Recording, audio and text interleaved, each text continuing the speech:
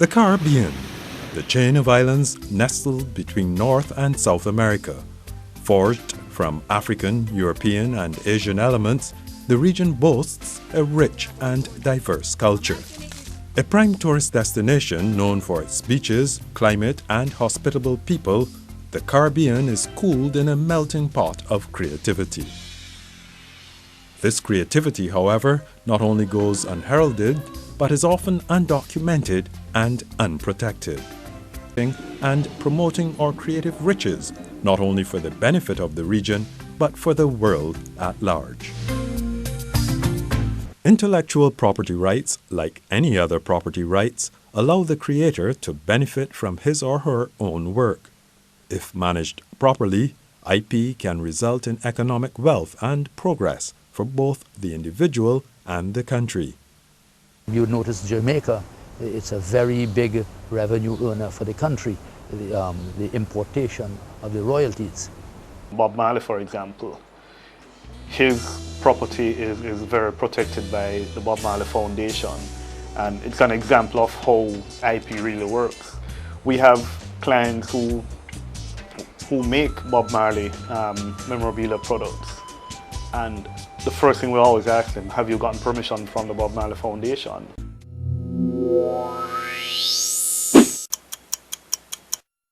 Trademarks. Many of the purchases that we make are based on the brand name of products and services. Angostura Bitters and Blue Mountain Coffee are two popular Caribbean products that benefit from trademark protection. We recognized some years ago that we have to protect the Blue Mountain brand because, yes, Blue Mountain is where the coffee comes from, but we also have to protect the trademark to protect the goodwill that we build up in the name of Blue Mountain Coffee. We have registered this trademark in several countries because we ship to over 150 countries in the world. So we must protect Angostura by establishing the mark. Trademarks are used by businesses to distinguish their products and services from those of other competitors.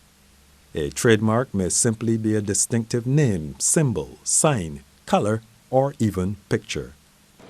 You will see certain distinguished features on Angostura label. You have the coat of arms, you have an authentic signature of Dr. J.B. Siggett, and we also have non-genuine without the signature.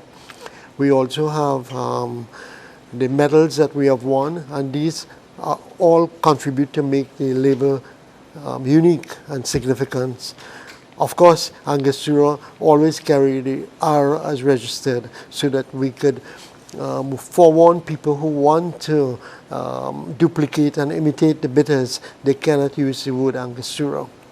Usually granted for 10 years, registered trademarks reward the owners with recognition, financial profit, and customer loyalty.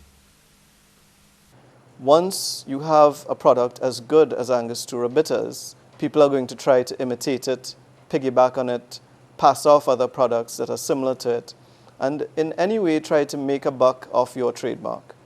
We've ensured that we protect both the Angostura word vigilantly, but not only the Angostura word, but the Angostura line extensions. We spend a lot of money registering and also policing it, because even though you register a mark, you can't just register the mark and leave it. You have to police it, because if somebody tries to use a mark on products that are not Blue Mountain Coffee, then we have to make sure that we stop that.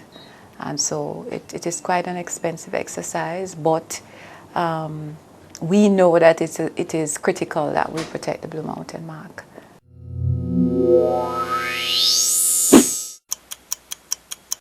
Industrial design. An industrial design is the ornamental or aesthetic aspect of an article.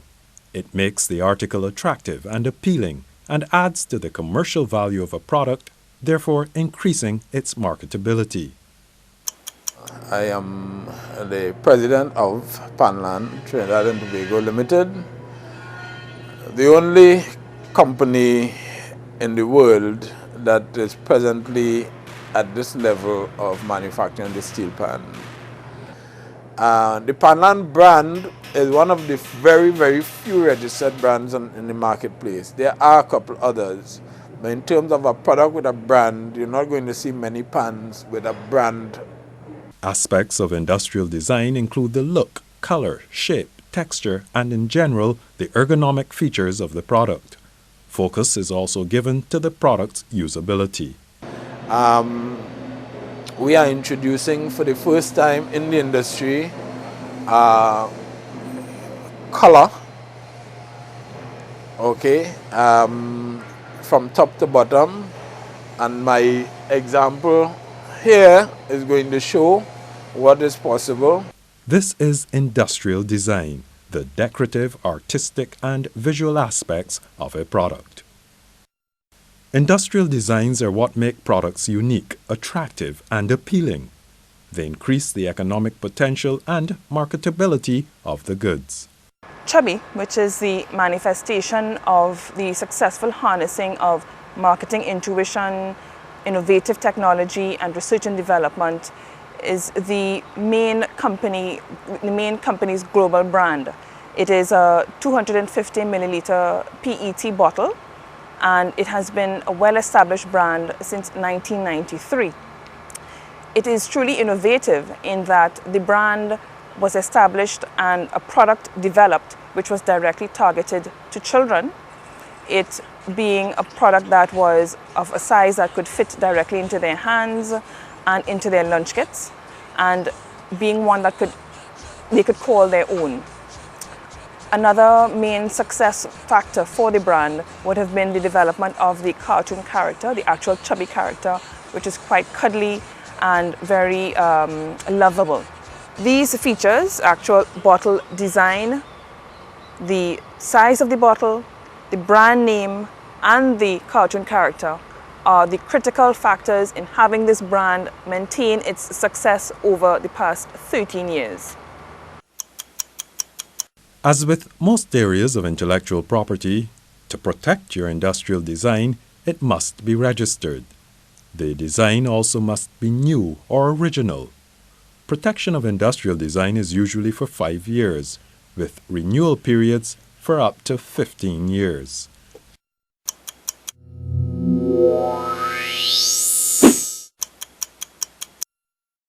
Geographical indications. The Barbados Black Belly Sheep, Jamaican Blue Mountain Coffee, and Demerara Sugar are just some of the region's products that are known for their unique characteristics that could qualify for protection as geographical indicators. A geographical indication, commonly called a GI, is a sign used on products to indicate that they come from a particular country, region, or place and possess qualities or reputation that are due to that place of origin. While applied in the main to agricultural products, they are not limited to those products and may be used to highlight specific qualities due to human factors that can be found in the place of origin of the product. Visitors to Barbados often see them grazing in pastures and along the roadside. What they're looking at is the Barbados Black Belly Sheep, a breed indigenous to Barbados and one of the country's national treasures. You know, Black Belly is unique in that it has very, very low fat, and this is very attractive to the market at the present moment. Black Belly sheep have black bellies, but they must also possess all of the following qualities to be identified as the Barbados Black Belly: high tolerance of hot and humid climates, resistance to parasites, resistance to foot problems, seasonality of breeding, high rate of twin births but low rate of multiple births, ease of lambing, and a lean carcass on a small-sized frame. The flavor of the mutton flavor is in the fat and not in the meat. So if you have a lamb that is very low in fat, then you start off way ahead of the others. And now that we have gone from black belly mutton meat to black belly lamb, we're now producing the best lamb in the world. The law defines what the Blue Mountain area is, and the coffee has to be grown in that region to be called Blue Mountain coffee. Blue Mountain area is a very limited area in the Blue Mountains, covering 3 parishes, Portland, St. Thomas, St. Andrew. But we grow coffee in other areas. It's not called Blue Mountain coffee though. It's called lowland coffee, which we also export. Apparently, the Blue Mountains generate certain environmental factors and conditions that make the coffee grown in the Blue Mountains really, really special. To ensure a product complies with the geographical indication requirements, certification marks are granted. These are applied based on whether the product meets the required standards. All coffee that is exported from Jamaica has to come to the Coffee Industry Board to be certified. We have trained staff here who can taste the coffee and determine whether it is Blue Mountain coffee or not. And so all the coffee comes here that is being exported. We take a sample and we test it.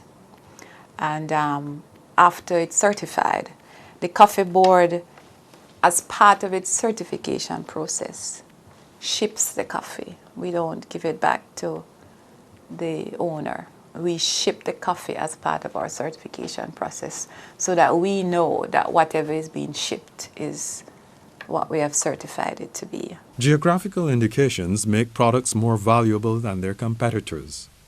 For small countries such as Jamaica, geographical indications are necessary because they increase the economic potential of products. Our coffee sold without the Blue Mountain brand, without the Blue Mountain name, would be worth, at our present volumes, maybe $4 million US. But because it's Blue Mountain coffee, and which means that it's the most expensive specialty coffee in the world, we are able to earn $30 million from the coffee. Protection is needed because misrepresentation and imitation may cause customers to believe that they're buying a genuine product with specific qualities, while in fact they're getting a worthless imitation. The original product can receive a bad reputation, and producers of the goods would lose financially. Trade secrets are any kind of confidential or undisclosed business information. For example, a list of clients or recipes, which constitutes an enterprise's most valued asset. There's no exclusive right granted for trade secrets, but rather an indirect protection based on the secret nature of the information and its commercial or business value. Trade secrets do not require registration and are protected as long as the information is kept secret. Angostura is a secret formula. It's made from herbs and spices, and these herbs and spices are imported from all over the world, from the Far East as far as India, and we get from the Caribbean as close as Grenada, we get from France and from many countries all over the world.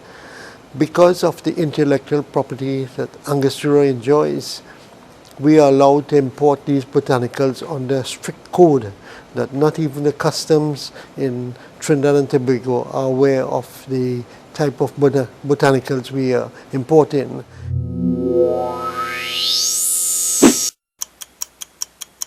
Traditional knowledge, genetic resources, and folklore. A biologically diverse region, the Caribbean is home to many endemic plant and animal species. Today, there is growing demand for biological or genetic resources for use in a wide variety of industries. Most people in the Caribbean have grown up on bush teas, even the wealthy medical practitioner if he's a Caribbean person. And this business of looking down on them, fortunately, is vanishing. The nutraceutical industry is a US billion-dollar industry, and it doesn't seem to be leveling off. This demand has brought an awareness not only of the economic potential of genetic resources, but of the role played by traditional knowledge systems in conserving, developing, and using these resources. There are organizations like the Inter-American Institute for Cooperation in Agriculture, IICA, across the Caribbean and Latin America, very concerned these days about herbal medicines from the viewpoint of entrepreneurship, especially from the viewpoint of rural development, sustainable development in the rural countryside, and of course, possibilities for agricultural diversification in an age where we talk about what's happened to the banana/sugarcane industry. Due to the unauthorized commercial exploitation of traditional knowledge holders by others, the question of the legal protection of TK has come to the fore. We have what is called the African Caribbean Institute of Jamaica. And several years ago, it did a study where it went and spoke to a lot of persons who have since died and got information captured in oral form and in written form in terms of some of this traditional knowledge. And during that process also sensitized persons to the fact that, listen, this information is valuable, so you should not be giving away this information. The region's rich cultural heritage also needs to be protected as traditional knowledge, which includes expressions of folklore in the form of music, dance, song, handicraft, designs, stories, and artwork. There are many different ways to tell a story, or to begin a story. They say Tim Tim in St. Lucia, you say Once Upon a Time, Jamaicans say Jack Mandora, me not choose none, they're not taking any side in the story. Trinidadians say Crick Crack, Monkey Break It Back, and of course politicians say if elected. So anytime you hear that, you know it is story time.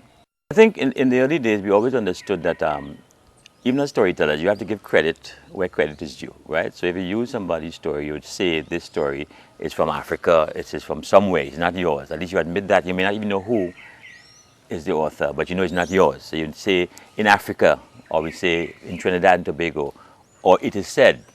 You're not claiming it to be yours. And this is how we, in our tradition, really gave copyright to those who weren't even there. Because we are conscious that you always had to give credit to where the story came from. That is the greatest challenge, to make people aware of how people make a living through this artistic and cultural activity. The works of creativity are becoming more important and need to be better documented. And countries need to be better positioned in terms of developing a strategy for these sectors, as they do for other sectors of the economy. We have perhaps the second largest biological diversity in plants in the world. We don't know what we lose. Oftentimes we don't know what we lose. Beyond any question that we have tremendous creativity here in the Caribbean. All we need to do is to find a way to bring it out. We need to get, first of all, the message of creative thinking in. We need to get in the skills and the techniques for invention, innovation, problem solving. And hand in hand with that, we need to start a whole educational program on intellectual property. There is creativity bubbling out of the Caribbean region. What we need now is a way to harness it, to commercialize it, to protect it, and to manage it. It has to start at the level of government because no other agency has the resources to do it. Are you a published writer, music composer, or record producer? Then join your local copyright society to protect and earn from your creative works. For more information, contact the Jamaica Intellectual Property Office JIPO at 754-6360 or visit their website www.jipo.gov.jn.